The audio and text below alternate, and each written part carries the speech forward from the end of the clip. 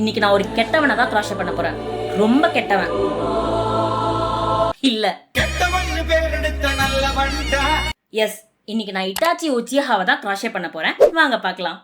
எப்பவும் போல Lex and பாடியை கிராஷ் பண்ணிட்டு காட்டன் ஃபில் பண்ணிக்கிட்டேன். அப்புறம் அவன் ஹெட்டை கிராஷ் பண்ண ஸ்டார்ட் பண்ணேன். நான் யூஸ்வலா ஸ்டிச் மார்க்கர்ஸ் யூஸ் பண்ண மாட்டேன். ஆனா பிளஷ்யான்ல ஸ்டிச்சஸ் ஒழுங்கா தெரியாது. சோ டிப் நம்பர் 1, நீங்க பிளஷ்யான் யூஸ் பண்ணும்போது ஸ்டிச் மார்க்கர்ஸ் யூஸ் பண்ணிக்கோங்க, ஹெல்ப்ஃபுல்லா இருக்கும். என்னது, பிளஷ்யான்ல ஸ்டிச்சஸ் ஒழுங்கா தெரியாதா? அப்ப நீ ஏன் ஃபர்ஸ்ட் கிராஷே ப்ராஜெக்ட்க்கு பிளஷ்யான் யூஸ் பண்ணன்னு நீங்க கேட்கலாம். அப்ப நான் என்ன நினைச்சேன்னா, பெரிய நூலா இருந்தா ஸ்டிச்சஸ் இன்னும் ஜூம்டுனா தெரியும்னு நினைச்சேன். அது ஒண்ணும் இல்ல, இப்படி கத்துக்க வேண்டிய கிராஷேவை நான் இப்படி கத்துக்கிட்டேன். சோ டிப் நம்பர் 2, நீங்க கிராஷேக்கு பிகினரா இருந்தா எடுத்த உடனே பிளஷ்யான் யூஸ் பண்ணாதீங்க.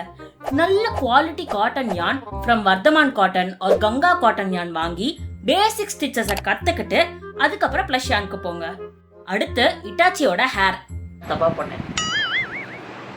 ஃபுல் ஹேர் கம்ப்ளீட் பண்ணிட்டேன், ஆனால் தப்பா பண்ணேன். அதனால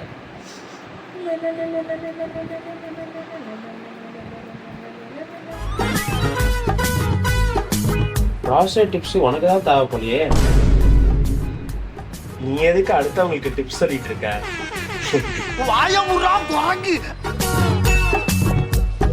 ஸோ திரும்ப ஃபர்ஸ்ட்ல இருந்து கிராஷே பண்ணி ஹெட்டோட அட்டாச் பண்ணிட்டேன்.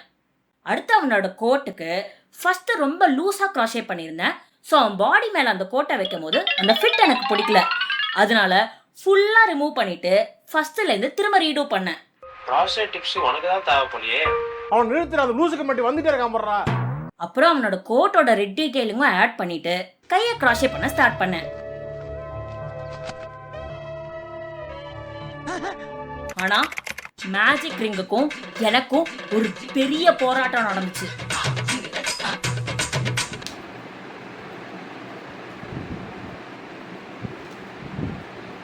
They ask you how you are, you just have to say that you're fine when you're not really fine.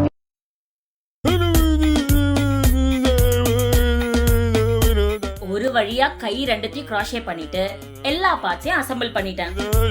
சரி, ஃபைனல் ரிவீல் பார்க்கலாமா?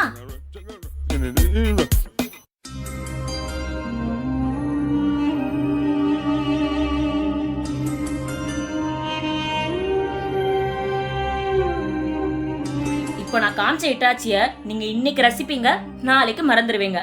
அப்போ கெய் ஜுட்சுவா